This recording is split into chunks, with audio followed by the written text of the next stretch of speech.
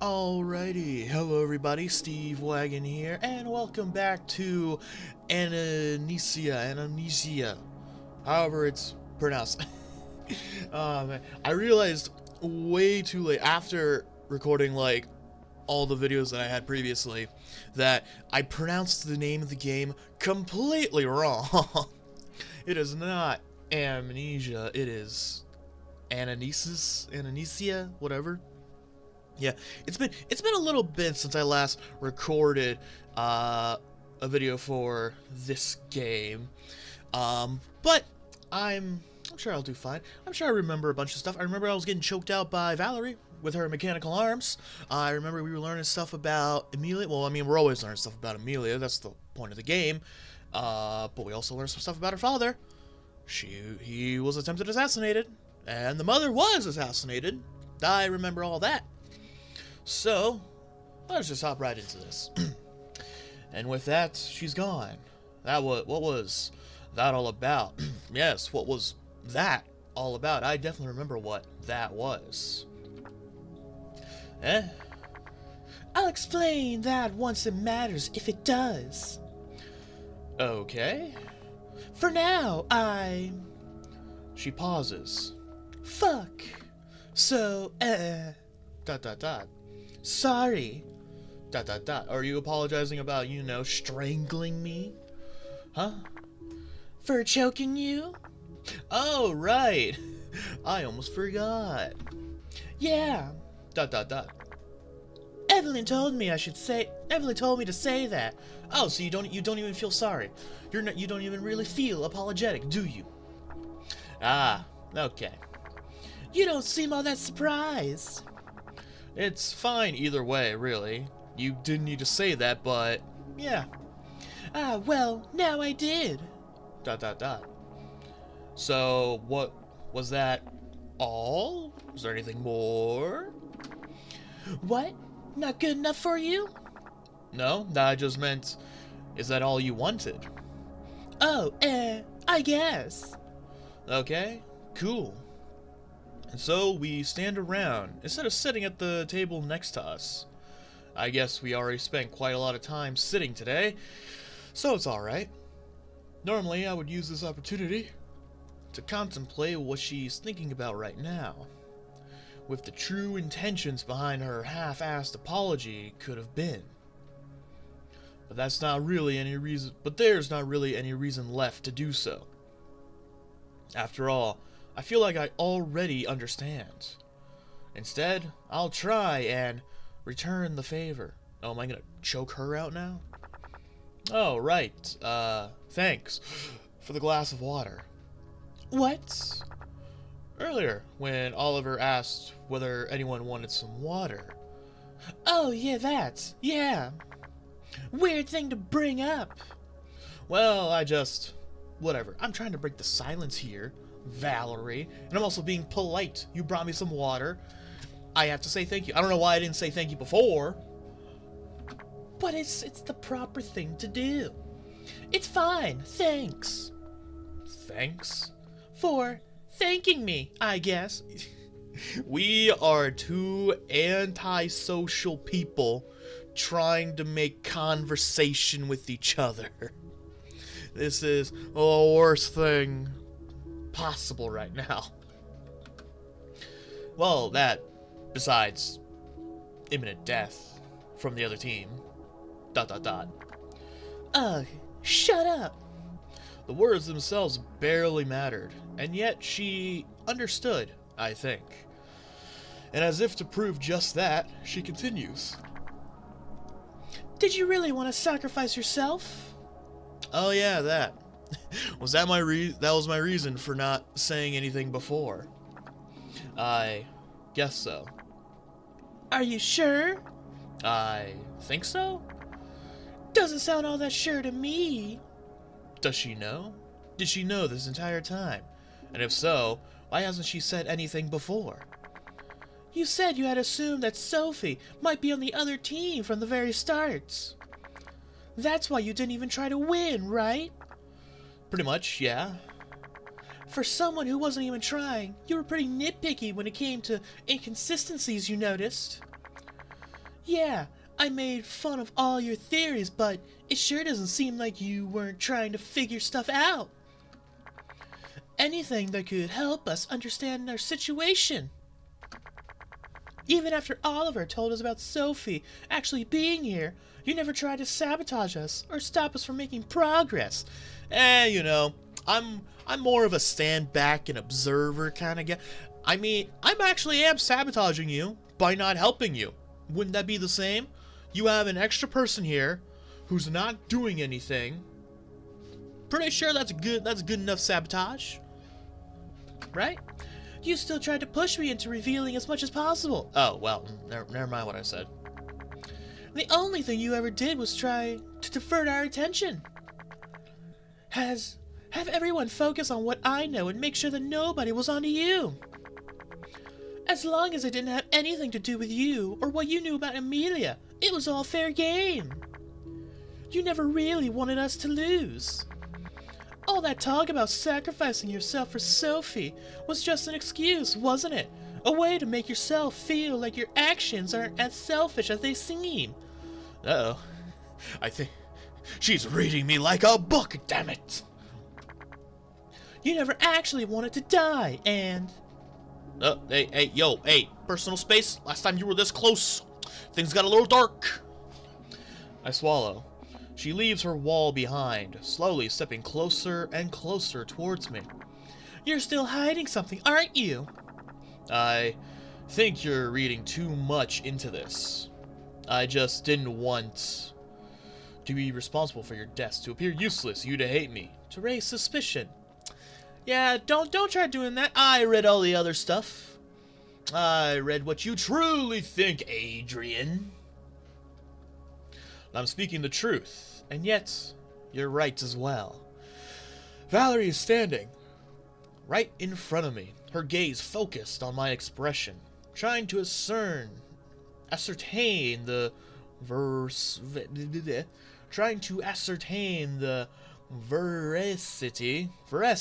of my words. I think I said that right. I don't know what my face looks like in this moment, but I doubt it's doing a particularly good job at masking what's behind. Then again, it probably doesn't matter all that much anyway. I'm convinced that she has pretty much figured out me at this point.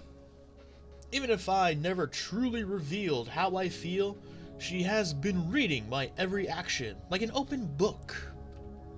Why am I still trying to hide anything from her? Stubbornness?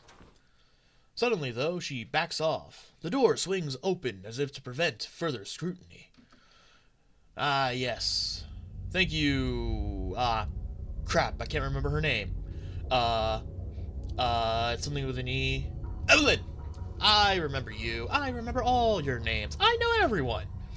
My savior briefly steps in. Valerie turns her head towards her. So, your theory was correct. I found some rather interesting things that I would like the two of you to take a look at. Oh, really? Wait, what did you find? Where did you find it? Sure. Evelyn nods, then turns around. Valerie follows suit, not even sparing me another glance. I still don't have a clue what this is about at all, but I guess I'll find out soon. Did they really manage to figure something out? What did they figure out? What am I missing? What have I forgotten? Earlier when Oliver asked. Here we go. I see the two of you are paying. Smallest detail. Would you like to tell Adrian about some of the things you shared with me earlier? Okay, they're sharing stuff. Where's Valerie? Evelyn. I'm just glad that in the end you two decided to open up. After that, you still try to message her. Does that mean you never knew for sure? Of course. I will return once I'm done. Alright. Ooh, once you're done. Doing what? Only got confirmed. Away, I guess. I'm glad. Anyway, I think that's all for now. Oh, okay. So we have no idea. Oh my god, we have no idea what she was doing, and we're gonna find out now. Okay. What did you guys figure out? Did you find an exit? Are we getting out of here? Only one way to find out. Entering the living room, I see them once again standing in front of the file cabinet we weren't able to open before. Oh, is it open? Have they found a way to do just that? Based on the fact that Valerie is once again pulling on one of the handles, without anything happening, it wouldn't seem so. But Evelyn looks at me and begins to explain. Explain what? You see, this file cabinet here is not actually a file cabinet, but instead something else. Wait, no, that's not even true. That can't even be true. Oliver was here. I remember that. Oliver was here, and he was like, "Oh yeah, no, I see that cabinet. You know, actually, I have one over there. Yeah, that's the one Amelia opened and found a picture of what's his face." I don't know what's going on. Ah, right. You were still out of the loop, Adrian. Isn't that so? I nod. Yes, bring me into said loop. When Valerie and I had our conversation in the kitchen, she proposed an idea as to why we might not have been able to open any of these drawers. After all, Oliver mentioned that Amelia had apparently managed to open the one in their respective living room, but only before Oliver and Nathan had returned to see for themselves. Oliver had suspected that she might have only imagined it, or something to that effect. Frankly, I thought that explanation was kind of shit. So instead, I thought about how the lock in this thing might work. And then I remembered that what we said about that door earlier, the exit. Oh, okay. I see what you're going. You think that just like the door that spins around out in the hall, the file cabinet will only open to one person if they're alone? Or just to one person? Is Evelyn the only one able to open it? I think she's the only one that hasn't opened it yet. And it probably just checks for the number of nearby Neuralink signals. Yeah. Yeah, I thought this one might be the same way. Might be locked, as long as there are too many people nearby. And she was right. Oh. As if to demonstrate, she once again pulls on one of the handles. Nothing happens. Wow. Just like before, it doesn't open. Meanwhile, as you waited in the kitchen, I was finally able to take a look at what's inside. Okay, did you take what's inside out so we didn't have to open up the file cabinet anymore? Is it laid strewn about somewhere? Huh? She takes a step back and points at the table, on which a bunch of documents have been placed. Okay, good. Good. We don't have to constantly, leave the room, open it back up. That would have been stupid. But it's on the table, alright. So, table is real, alright. I only took a brief look through its contents and took out anything that appeared at least somewhat relevant. For now, this seems like a decent enough starting point. You only took out what you thought was relevant? How do you know what is relevant when there are two other people here that have information that they don't like sharing? Just take everything out and let all of us sift through the contents. But, okay, whatever you want, Miss Evelyn. Valerie picks up a piece of paper right away, starting to read without a moment of hesitation. Sorry, it's still morning and I'm still trying to wake up. I, on the other hand, simply stand in front of the table, letting my eyes hover over the text in front of me. Most of them are largely redacted, only bits and pieces remaining readable. I try to scour them for some kind of hint, but I can barely process any of it. What they have in common is their age. They all appear to be taken around the time when the original experiment has supposedly taken place, according to that story Valerie told us. Ah yes, the truth game, the one where everyone died. 2071, 2070, some are even older. They were probably kept here this entire time. Did Null want us to find them? Or did he not even know they were here in the first place? Nah, he knows this stuff is here. He does not seem like the type of guy that would just accidentally leave some files laying about. He wants us to find this. And plus, the file cabinet only opens up with the number of neurosignatures. And I'm pretty sure that wouldn't be a good thing for an experiment office kind of place, you know? From what I can tell, they all seem to describe the details of that experiments, not knowing much about, oh god, parapsychology. What the hell is parapsychology? I don't really get any of it. I can merely guess what some of the terms mean. No, hang on, wait, what the hell is parapsychology?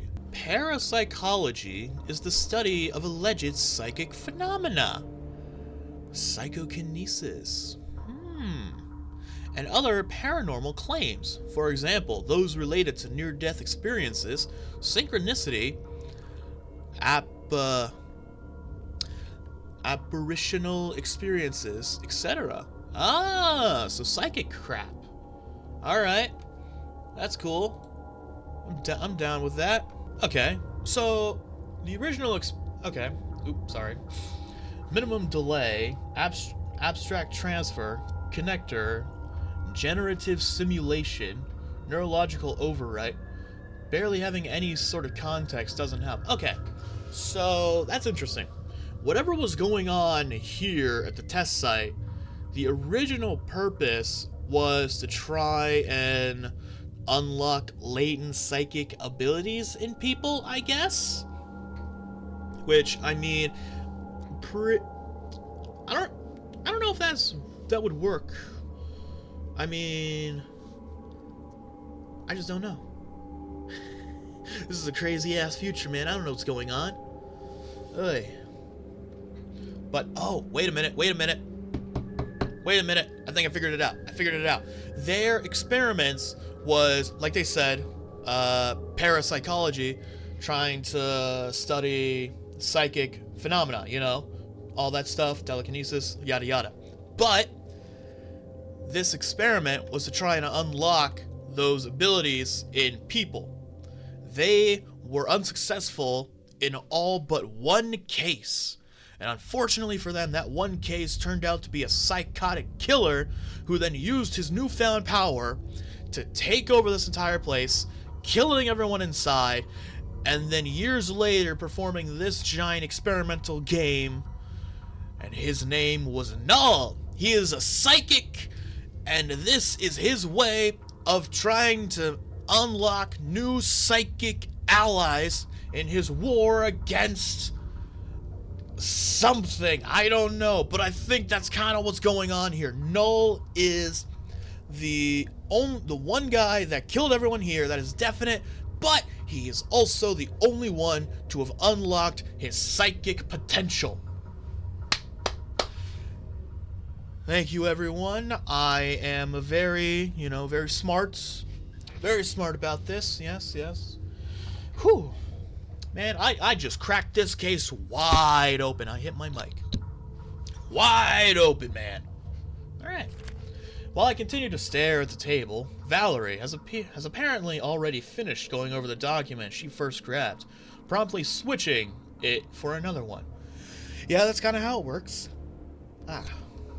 In that moment, I noticed a text that was mostly covered by the one she just picked up. One that seems to be readable for the most part. I grab it. Hopefully this will make any sort of sense. What does it say? Alright. The abstract transfer experiment is scheduled to start on 03/07/2071. Abstract transfer.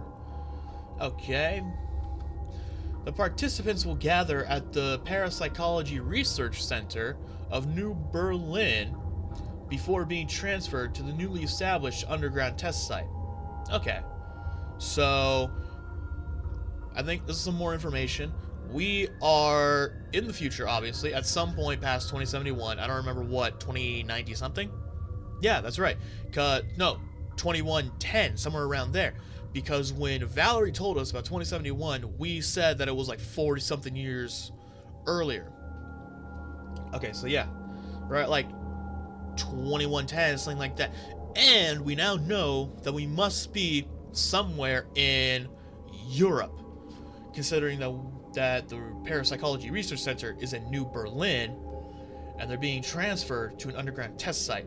Unless a test site is in a different part of the world, I don't think so. No way Europe would be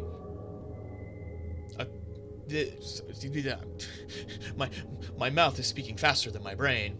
There's no way that Europe would be partnering with America, Russia, China, anything like that in something this big. This is a secret kind of thing. So it's only going to be places in Europe. So that's where we are. Dude, I am just the biggest brained individual right now. In addition to the scientists involved, representatives from the following members of the United Corporations of Europe will supervise the event on site: Neuralink, Nanolog, and Art Arms. Okay, so not only is this just a European psychic unlocking experiment, but it is also funded by corporations who are probably going to be the only ones to monetize this whole thing. Or something. I don't know. They will arrive at the test site one day prior to the experiment. But what was the actual experiment itself? Is it this exactly? Because I don't think so.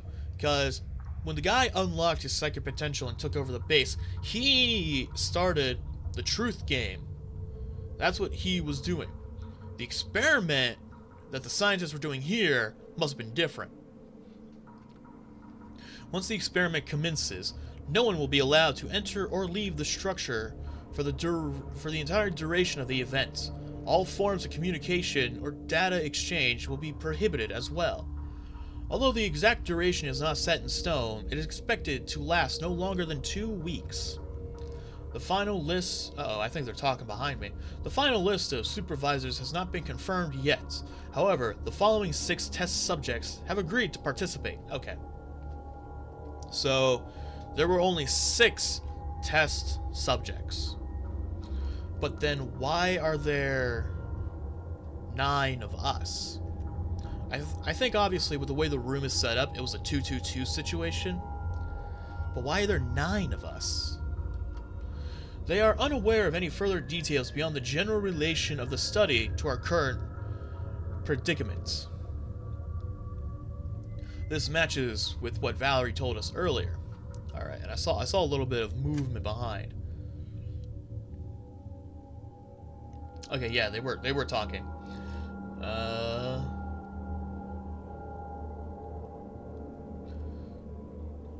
Only took a brief look. She was right. Oh, wait. Starting point. Okay. Hey, Lynn, got a second? Of course. Several. What is this minimum delay thing about? It's being mentioned a bunch. Ah, right.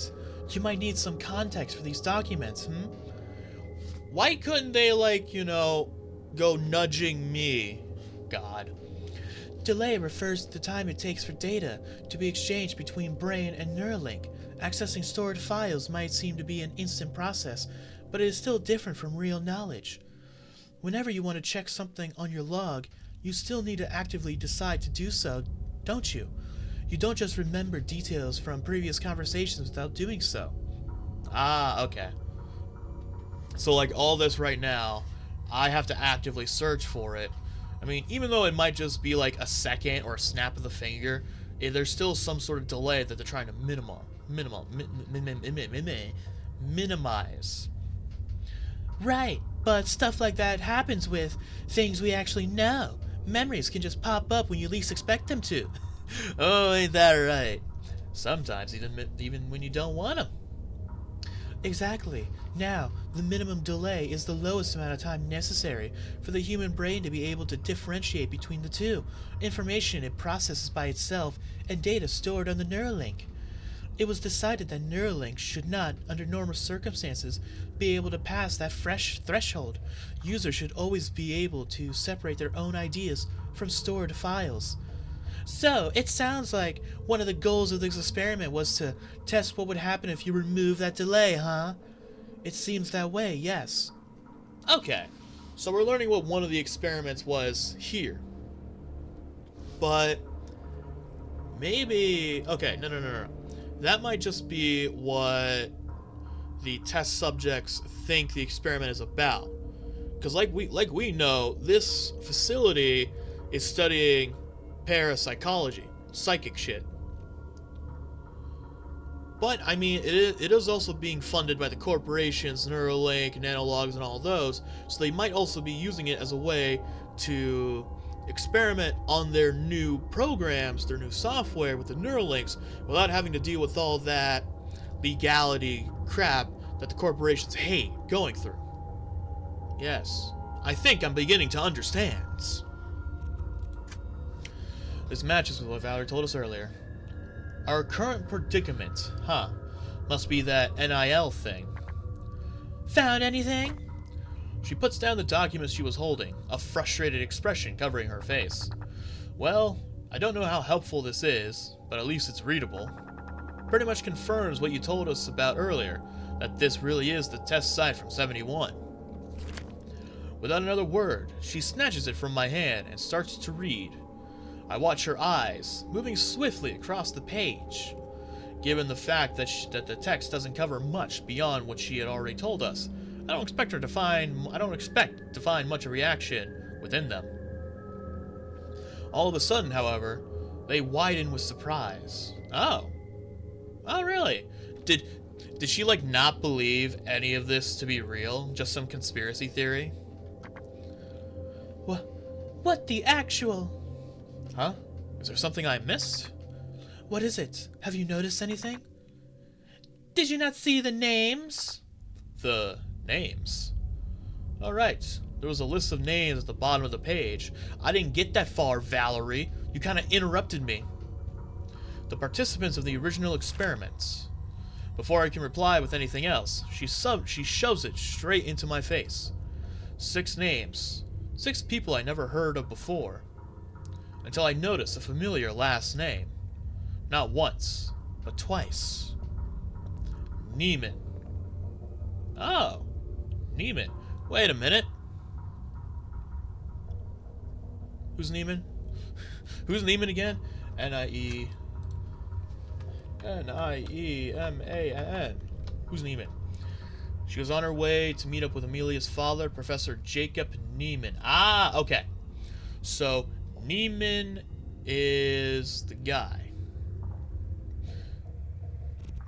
So, 2 participants, both of them were part of Amelia's family.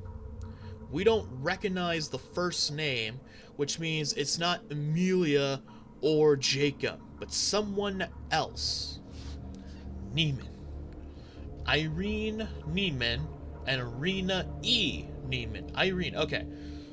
Irene and Rena, one of those is probably the wife of Jacob, mother to Amelia. But who would the other one be? A sister, probably? Who are they? Oh my, Neiman. Evelyn, who has apparently snuck up behind me, is peeking over my shoulder to inspect the list of names herself. You know what, yeah, you worked with Jacob. Do any of those names ring a bell? Besides Neiman, of course. So they were involved in what previously happened in this facility. Oh, do you think they also... No, everyone that participated in that experiment died. I never would have guessed. This can't be a simple coincidence, can it? No, definitely not. She lowers her hand and turns away. I don't know about Irene, but Rena, that was the name of her mother. Ah, okay. So Rena was the mother of Amelia, but again, who is Irene? Her mother. But if this experiment was conducted in 2071, that means she must have been a mere child at that point. Ah, okay. So if that's the case, then that must mean it was only children who were participating in the experiment, which would probably make sense for the parapsychology part of it, because children, still have growing brains, they're still developing, so trying to unlock psychic potential in a still developing brain would solidify it more once they reach adulthood. I am such a great detective, man. Guess so. I think it would roughly fit. Maybe Irene was her mother then.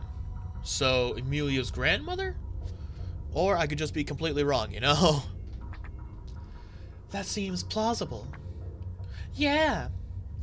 If it wasn't clear before, it's more than clear now. None of this is a coincidence. So, is that why... Oh. The next round is about to begin. Please prepare to gather in the hall at your earliest convenience. Before I get the chance to discuss the common thread connecting all of these events, a familiar voice rings out, interrupting me mid-sentence. There's no way it's already been 90 minutes again, has it?